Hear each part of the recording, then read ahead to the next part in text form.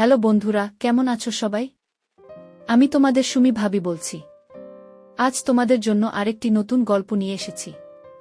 আমি তোমাকে কথা দিচ্ছি, যদি তুমি গল্পটি শেষ পর্যন্ত শোনো, তাহলে তুমি এটা থামাতে পারবে না, তোমার মাখন বেরিয়ে যাবে। তাই হাতে টিস্যু নিয়ে গল্প শোনা শুরু করো। আর প্রতিদিন এরকম মজার মজার গল্প শুনতে আমার চ্যানেলটি সাবস্ক্রাইব করে রাখো। তাহলে গল্প শুরু করা যাক। আজকে তোমাদের আরও একটি মা এবং ছেলের গল্প বলবো। গল্পটি শেষ পর্যন্ত শুনলে তোমাদের ওটা গরম হয়ে যাবে। আমি আতিকুর রহমান, আতিক। আমাদের পরিবারের সদস্য সংখ্যা ৫ জন। মা জৌসনা বেগম, বয়স ৪২ বছর। গৃহিণী বাবা সাদিকুর, বয়স ৪৭।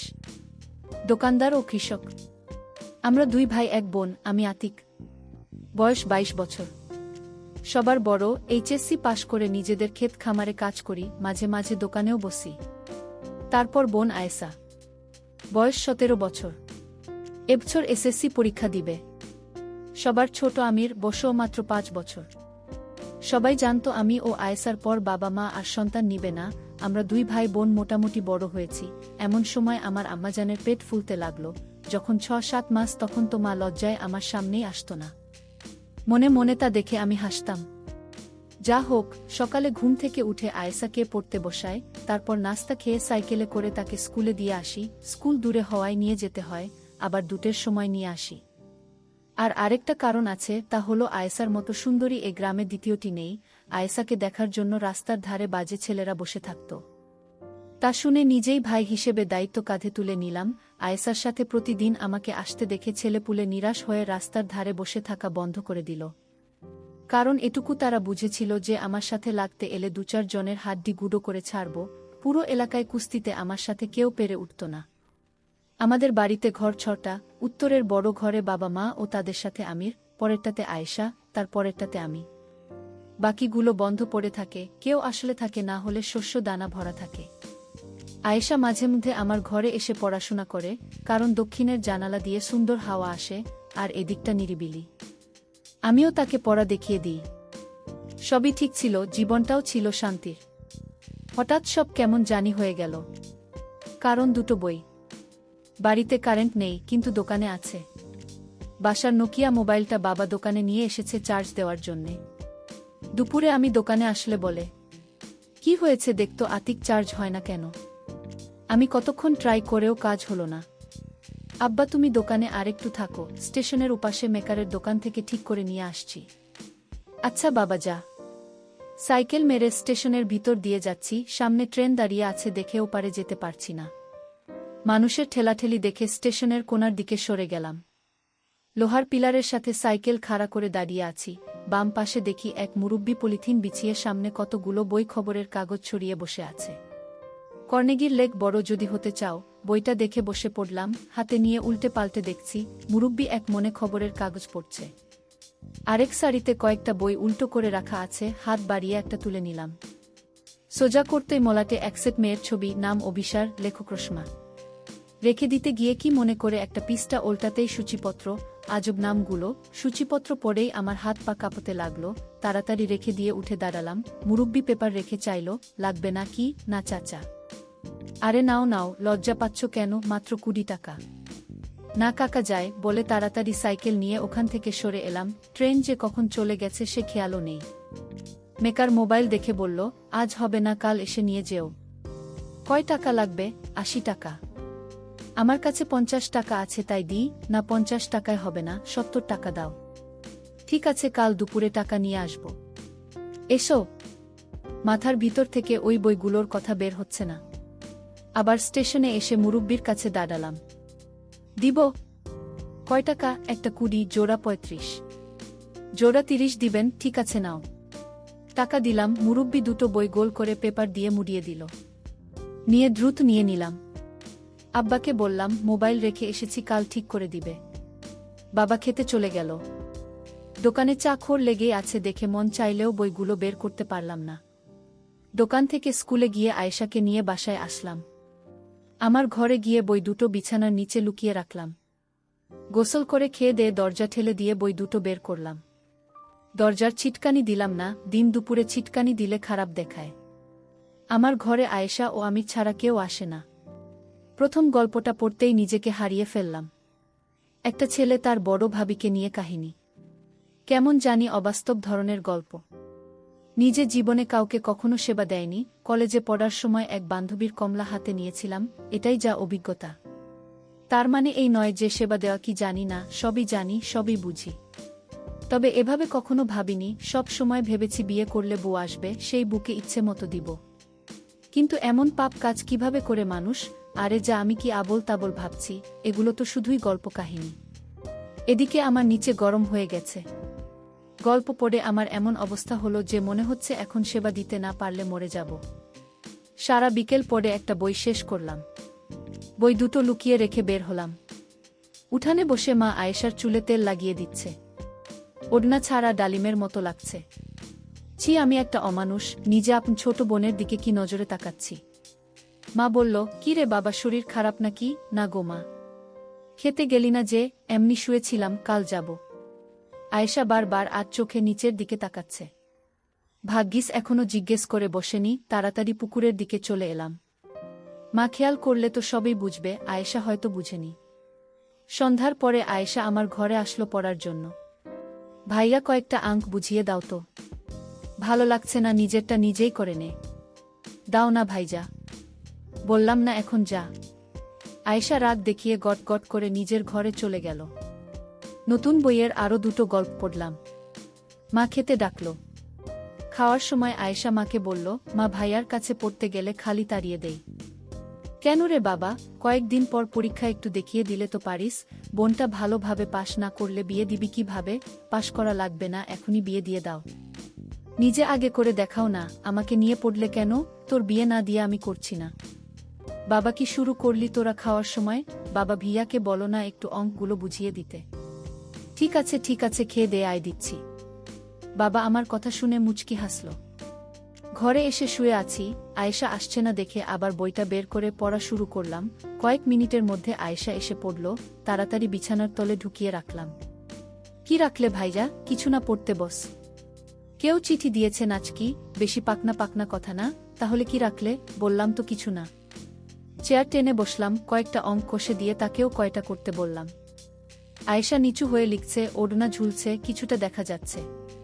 এক মনে দেখে চলছি, ইস কি সুন্দর। ছি, আবার আমি এসব কি ভাবছি? ভাবলে ক্ষতি কি? গল্পের মন্টু যদি তার বড় দিদিকে সেবা দিতে পারে, বিয়ে করে বউ বানিয়ে ফেলতে পারে, আমি ভাবলেই দোষ। ভাইজা, এই ভাইজা, এহু। কখন থেকে ডাকছি, কথা বলো না কেন? নিজের কাজ কর না, এত চিল্লাস কেন? কি হয়েছে তোমার, এমন করছো কেন? কিছু না, তোর অঙ্ক শেষ হয়েছে? হা, এই নাও দেখে। আচ্ছা তুই এখন যা, আমি ঘুমাবো। আয়েশা বই গুছিয়ে নিয়ে চলে যাচ্ছে, আমি আয়েশার দোলানো দেখছি। ইস কি সুন্দর আমার ছোট বোনটি। এমন সুন্দর একটা বউ যদি আমার হতো। না জানি এমন সুন্দর আমার বোনটাকে কে সেবা দিবে। ছি, আবার ভাবছি। অনেক রাত পর্যন্ত পড়ে বইটা শেষ করলাম।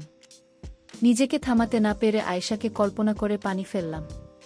শেষে অনেক অনুতপ্ত হলাম। তারপরও শুয়ে শুয়ে আয়েশাকে নিয়ে কল্পনা করতে ভালো লাগছে, পারছি না ভাবা বন্ধ করতে। কখন ঘুমিয়ে গেছি জানি না। আজ শুক্রবার, আয়েশার স্কুল নেই, নাস্তা করে খেতে কিছু কাজ আছে দেখে রওনা দিলাম। অর্ধেক রাস্তা গিয়ে মনে হলো বই দুটো বিছানার নিচে রেখে আসা কি ঠিক হলো? বিছানা ঝাড়া দিতে গিয়ে যদি মা বা আয়েশা পেয়ে যায়, এত দূর এসে ঘুরে যাওয়া সম্ভব না আর। কাজ শেষ করে বাড়ি আসতে আসতে 3টা বেজে গেল। গোসল করে খাওয়া দাওয়া করে ঘরে আসলাম। বিছানার চাদর চেঞ্জ করেছে, সুন্দর করে ঘর গোছানো, এটা আয়েশার কাজ। ও ঘর এলোমেলো দেখলেই গোছাতে শুরু করে। দরজা ঠেলে দিয়ে বিছানা উল্টিয়ে দেখি বই দুটো আছে, কিন্তু আমি যেভাবে রেখেছিলাম সেভাবে নেই।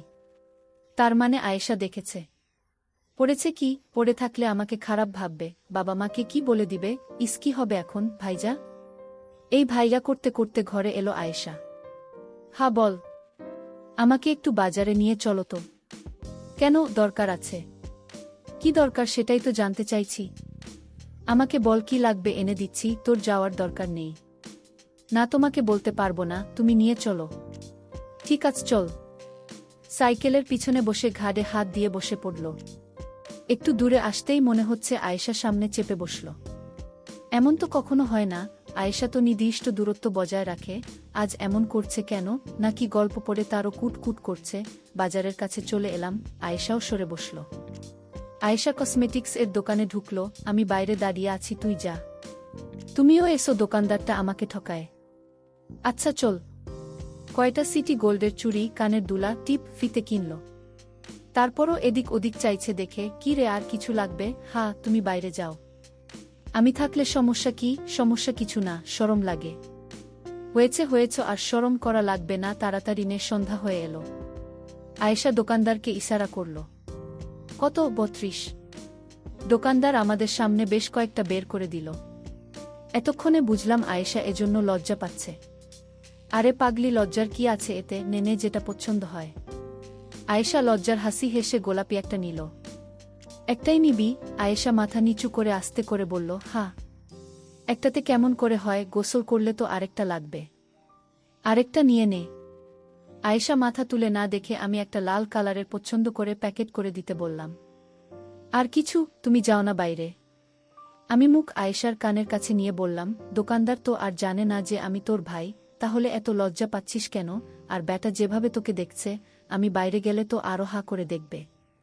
আমার কথা শুনে আয়েশা মুচকি মুচকি হাসতে লাগল। বুঝেছি তোর কি লাগবে, এই যে ভাই, এ দুটোর সাথে কালার মিলিয়ে দুটো নিচের গুলোও দিয়ে দেন। টাকা মিটিয়ে দিয়ে বাইরে এলাম। কিছু খাবি? না। চল গুড়ের জিলাপি কিনে আনি। জিলাপি নিতে নিতে মাগরিবের আজান দিয়ে দিল। তাড়াতাড়ি চলো ভাইয়া, না তো মা বকবে। আমি আছি না সাথে, কিছুই বলবে না। অর্ধেক রাস্তা এসে ফাঁকা জায়গা দেখে দাঁড়িয়ে পড়লাম।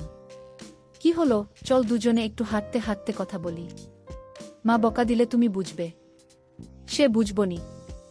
ধীরে ধীরে হাঁটছি, কিভাবে যে বলি ভেবে উঠতে পারছি না। কি বলবে বললে না তো? দেখ, তোর সাথে বন্ধুর মতো দুটো কথা বলতে চাই, আশা করি ভুল বুঝবি না এবং কাউকে বলবি না।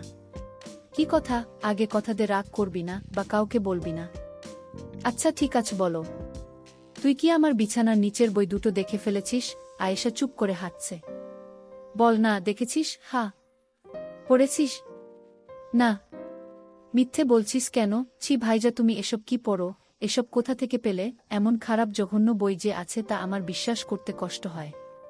পরশু দিন স্টেশনে পেয়েছি, কৌতূহল থামাতে না পেরে নিয়ে এসেছিলাম, পরে খারাপ দেখে পড়িনি, রেখে দিয়েছি।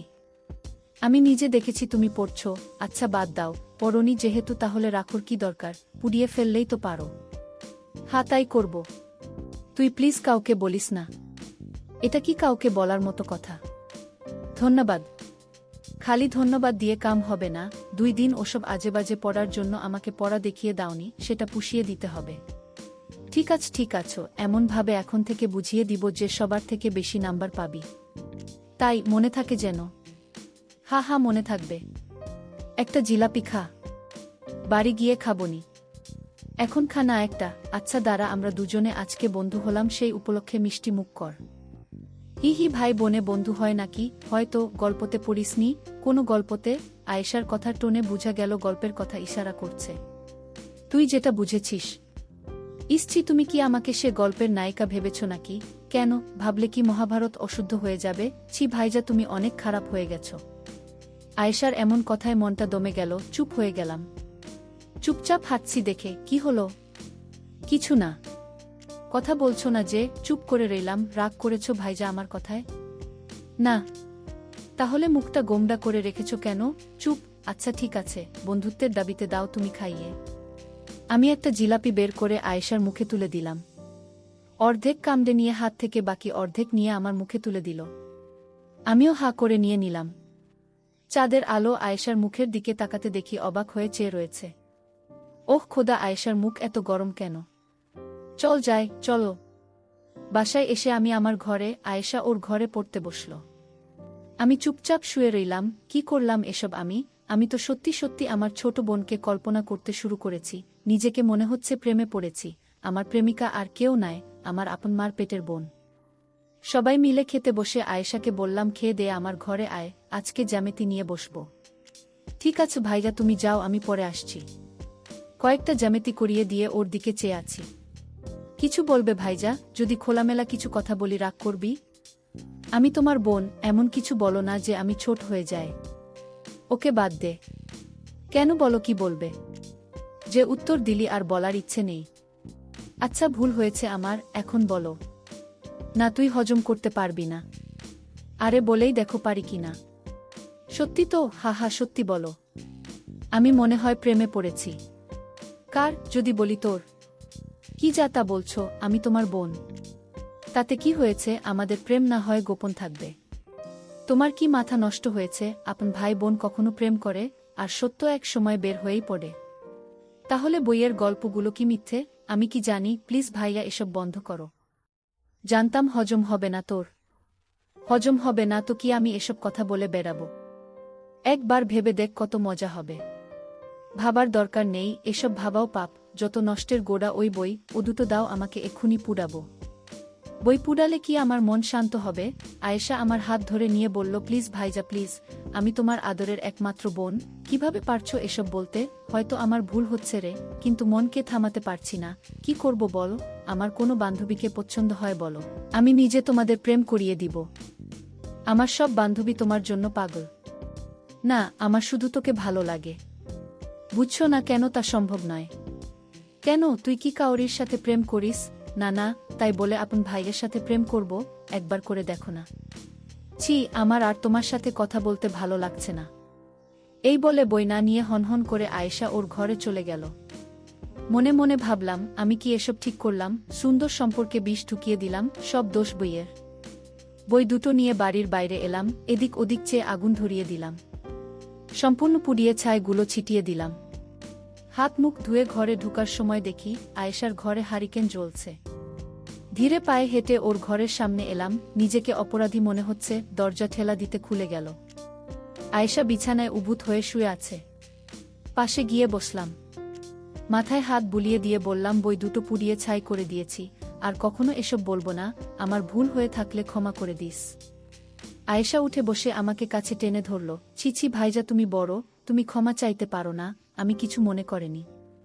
আমি পিঠে হাত বুলিয়ে দিয়ে বললাম, তাহলে রাগ করে চলে এলি যে? আর পড়বি না? কয়টা বাজে? মনে হয় 9টা। হা, পড়ব, চলো। হাত ধরে নিয়ে এসে চেয়ারে বসিয়ে দিলাম। দেখ আয়েশা, চামড়ার মুখ দিয়ে যা বলে ফেলেছি তা তো ফিরিয়ে নিতে পারবো না, তবে কথা দিলাম আর কখনো তোকে লজ্জায় ফেলব না। আবার শুরু করলে? বললাম তো আমি কিছু মনে করিনি। ঠিক আছে, পড়তে শুরু কর। না, আজ আর পড়ব না। তাহলে কি করবি? তোমার সাথে গল্প করব। কি গল্প? হিহি, কথা বলছি, এসবই তো গল্প। হা হা, তুমি বই দুটো পুড়ালে কেন? পুড়াবো না তো কি করব? ইস, আমার একটা পড়া হলো না। আমি অবাক, তার মানে তুই একটা পড়েছিস? হা, একটা। কোনটা? অভিসার। হা হা, মিস করে দিয়েছিস, পরেরটা আরও দারুণ ছিল। সূচিগুলো বলো একটু। না, বলবো না, অনেক খারাপ। কত খারাপ তা তো একটা পড়েই বুঝেছি, বলো না একটু। জেনে কি করবি? মন চাচ্ছে জানতে। লজ্জা পাবি না তো? আমাদের মাঝে কি আর তা অবশিষ্ট আছে? আছে তো? না, নেই। যদি না থাকতো তাহলে তুই আমার পছন্দ করে দেওয়া লাল পোশাক পরে এসে আমাকে দেখাতি, বলতি, দেখো তো ভাইজা কেমন হয়েছে। আয়েশা লজ্জায় দুহাত দিয়ে মুখ থেকে বলল, তুমি যে ভাইজা কিভাবে দেখায় বলো? বন্ধু মনে করে দেখাস? পারবো না ভাইজা। ঠিক আছে, না দেখাস। যেদিন পড়বি সেদিন শুধু বলিস যে আজ তোমার পছন্দ করে দেওয়াগুলো পড়েছি, তাহলেই হবে। উপর থেকে কল্পনা করে নিব। হি হি হি। হা হা হা। মুখ থেকে হাত নামা। বলবো সুচি, বলো। তাহলে আমার দিকে তাকা। বলো। বাসর ঘরে বুকে বলে থেমে গেলাম। কি হলো? পরে কিন্তু আমাকে দোষারোপ করতে পারবি না বলে দিলাম। ঠিক আছে, বলা লাগবে না। এই নাও, খাতা লিখে দাও। তাই দে, এটাই সহজ হবে। বাসর ঘরে বুকে সেবা দিতে গিয়ে শাশুড়িকে দিলাম। ইত্যাদি ইত্যাদি। এই নে পড়ে দেখ। খাতাটা আয়েশার হাতে দিয়ে বিছানায় কাত হয়ে শুয়ে পড়লাম। আয়েশা পড়ে মুচকি মুচকি হাসতে লাগল। হাসছিস কেন? মানুষ কি এতটা বলদ আছে যে বউ বাদ দিয়ে শাশুড়ি? হি হি হি। গল্পটাতে বাসর ঘর অন্ধকার ছিল, আর বুটা ছিল ভীতু, তাই সে তার মার কাছে শুতে চলে যায়। তারপর পরেই বর ঢুকে বাসর ঘরে, এসে দেখে বউ নেই, সে বসে বসে অপেক্ষা করে। শাশুড়ি ভাবে যায় জামাই বাবাজিকে বলে আসি। অন্ধকার ঘরে ঢুকতেই বর তাকে বউ ভেবে শুরু করে দেয়। সে মহিলাও মোটামুটি তার মেয়ের মতো দেখতে, তাই বর বুঝতে পারে না যে এটা তার বউ নয়। আর শাশুড়ি ছটফট করলেও লজ্জায় কথা বলতে পারে না, সে বিধবা হওয়ার কারণে অনেক দিন থেকে বঞ্চিত ছিল, তারও ভালো লাগতে লাগে, দুজনে ইচ্ছেতে সব হয়ে যায়। একবার হওয়ার পর হঠাৎ বর লাইট জ্বালিয়ে দেখে এটা তার বউ নয় শাশুড়ি। হি দারুণ তো। আচ্ছা ভাইজা, তোমার সবচেয়ে কোনটা ভালো লেগেছে? তার আগে তুই বল, অভিসারের কোনো গল্পটা তোর ভালো লেগেছে? আগে তুমি বলো, তাহলে তুই বলবি। যাও বলবো। একটা নয়, দুটো খুব ভালো লেগেছে। বড়দির অন্যরকম ভালোবাসা ও আমার কল্পনার জগৎ। একটু বলো না শুনি। আগে তোরটা বল। মামির কার্যক্রম। আমার মনে হয় না ওটাতে সবচেয়ে সুন্দর গল্প ছিল বনবু। আমার কাছে যেটা ভালো লেগেছে সেটা বলেছি। আচ্ছা এখানে আয়, আমার পাশে বস। আয়েশা উঠে এসে আমার পাশে বসল। মন চাইলে একটু শুতে পারিস। না, তুমি বলো তো। মনে হয় না ঠিক মতো বলতে পারবো, বুঝতেই তো পারছিস ভাষাগুলো কেমন। সেগুলো বাদ দিয়ে বলো। এক কাজ করলে হয় না, আমি রাতে লিখে রাখবো, তুই কাল পরে নিবি। ওই কিন্তু এখন আমার জানতে ইচ্ছে করছে। ওকে, তোকে সব খোলামেলা বলবো, একটা শর্তে। কি? তুই ওগুলো পরে একবার আমাকে দেখাবি। আমি কখনো দেখিনি তো, তাই ভীষণ মন চাইছে। জানি লজ্জা পাবি। 1 সেকেন্ড দেখে আমি হারিকেন বন্ধ করে দিব। কদ দিলাম। মরে যাব ভাইজা। ঠিক আছে, লাগবে না। হারিকেনটা বন্ধ করে এখানে শুয়ে যা, আমি শোনাচ্ছি। মা বাবা যদি আসে? আসবে না। আর আসলে আসবে, সমস্যা নেই। হারিকেন নিভিয়ে দিয়ে আমার পাশে শুয়ে পড়ল। আয়েশা আমার হাতে মাথা দিয়ে শুয়ে আছে। আমি যতটা পারি ভদ্র ভাষায় ভাই বোনের প্রেমের গল্পটা বলছি। আয়েশার গরম নিঃশ্বাস আমার মুখে পড়ছে। আমারও একই অবস্থা। নিজেকে আর থামাতে পারলাম না, উপর উঠে গেলাম। কাজ সেরে আয়েশা ঘরে চলে গেল। আজ কিছুতেই আর ঘুম আসবে না। ছোট্ট টেবিল ঘড়িতে 11টার ঘণ্টা দিল। আজ পাড়া গায়ে এটাই গভীর রাত। কি এক সুখের আবেশে ঘুম আসছে না। এমন তো কখনো হয় না। স্বপ্ন এসে ধরা দিয়েছে আজ। দরজায় কিচকিচ শব্দ হলো। চেয়ে দেখি আয়েশা দাঁড়িয়ে আছে। আমার মন বলছিল ও আসবে, তাই ছিটকানি লাগায়নি। বিছানায় উঠে বসলাম। আয়েশা দরজা ভিডিয়ে দিয়ে আমার সামনে এসে দাঁড়ালো। খাট থেকে পা নামিয়ে বসে রয়েছি। আবার এলি যে? ভালো লাগছিল না কেন জানি না, এখন ভালো লাগছে। হারিকেন জ্বালাবো না? আমাকে শুইয়ে দিয়ে আমার উপর উঠে গেল। মার দূরসম্পর্কের ভাই মারা যাওয়াতে পরের দিন বাবা মা আমি সেখানে গেল। আয়েশার সামনে পরীক্ষা দেখে বাহানা দেখালো। বাবা মা 2 দিন আসেনি। আয়েশাও এই 2 দিন স্কুলে যায়নি। দুভাই বোন একে অপরকে খুঁটিয়ে খুঁটিয়ে দেখে সুখের জোয়ারে ভেসেছি। একদিন সেবা দিতে দিতে প্রায় তাল হয়ে গেছি। হঠাৎ মায়ের কান্না শুনে হুঁশ ফিরে। বন্ধুরা, আজকে এই পর্যন্তই। তোমাদের সবিতা ভাবি খুব তাড়াতাড়ি আবারও গরম হবার নতুন একটি গল্প নিয়ে হাজির হবে। তাই চ্যানেলটি সাবস্ক্রাইব করে পাশে থাকো।